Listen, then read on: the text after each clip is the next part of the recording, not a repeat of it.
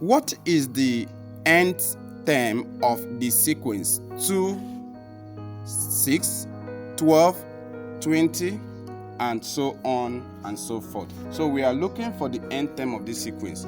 Now, I wouldn't stress much on this. Now, since this is an OBJ or a multiple choice question, and we are given some n terms arranged in options A down to option D. So what we are going to do is just to do trial by error method. So we are going to just substitute the different terms into each of these, and whichever of them that correspond to this, we'll pick that as our answer. So by trial and error method, let's start with the first one. We have the first one here, 4n minus 2. Let me divide it into 2. So we have this. Now, for the first term, when t is 1, this will now become 4 into 1 minus 2. And if we do that, 4 times 1 is 4, minus 2, we have 2. So that is the first term, which corresponds to this. Let's try for the second term and see. Let's try for the second term, so that if it corresponds to this, you know that this is the answer. So let's try for the second term.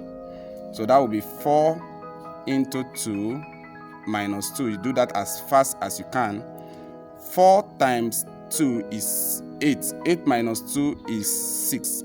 8 minus 2 is 6. That also corresponds. Let's try the third term as well.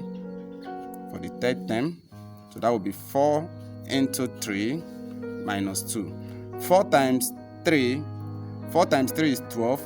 12 minus 2 is equals to 10. So at this point, you find out that this particular one does not go, so this is out of it. Let's try the second one, because the third term here is 12 and what we are having here is 10, so that is out of the game. So let's move to the next one. For the next one, we have 2 into 3 raised to power n minus 1. So we have that. Let's put the first term now and see. Let's substitute the first term. That will be 2 into 3 raised to power 1 minus 1, and that will be equals to 2 into 1 minus 1 is 0, so we have 3 raised to power 0. And you know that anything raised to power 0 is 1, so 1 times 2 is 2. So let's look at the second term, because the first term is working there, it worked. So let's look at the second term, if the second term will do the same. So that is 2 into, we have 3 raised to power 2 minus 1. So that will be 2. 2 minus 1 is 2, so that will be 3 as well, because 3 raised to power 1 is 3, and you do that, you have 6. So I think that is working. This is going. Let's try this third term as well.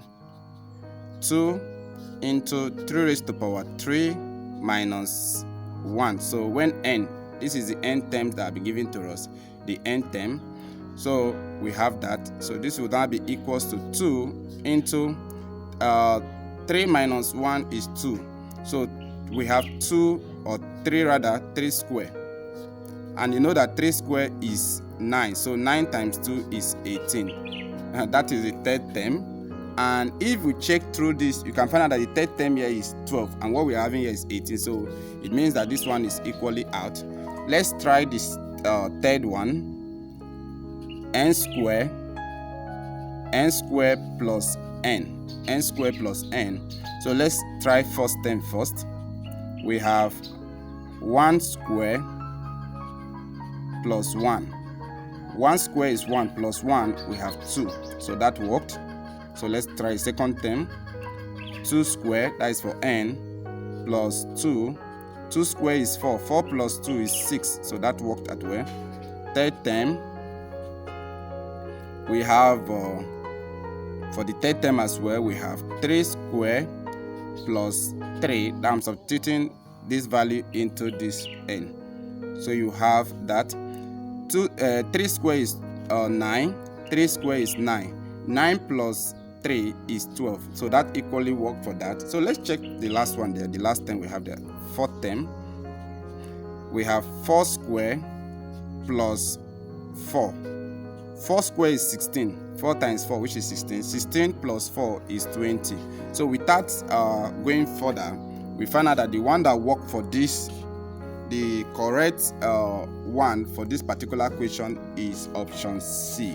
Option C, because you found out that this particular n term gave us all this number of terms that have been listed here. So that is the answer to this question.